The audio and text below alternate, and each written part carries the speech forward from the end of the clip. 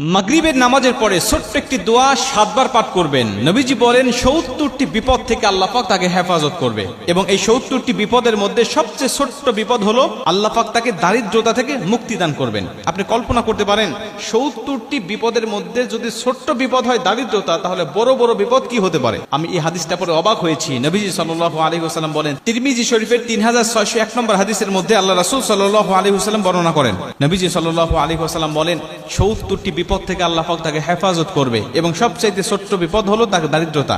আমরা কিন্তু দারিদ্রতাকেই সবচাইতে বড় বিপদ মনে করি, অথচ নবীজি বলতেন না, এই ৭০টি বিপদের মধ্যে যত বিপদ আছে সবচাইতে ছোট্ট বিপদ হলো দারিদ্রতা।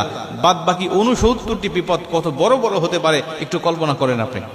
তার মানে আপনি যদি দোয়াটি নিয়মিত পাঠ করেন, আপনার যত বড় অসুস্থতা থাকুক না কেন আল্লাহ পাক আপনাকে পরিপূর্ণ শেফা দান করবে। আপনি যদি এই দোয়াটা পাঠ করেন, আপনি যত বড় বিপদের মধ্যে থাকেন না কেন, আপনার দেওয়ালে পিঠ থেকে গেছে কোনো সমস্যা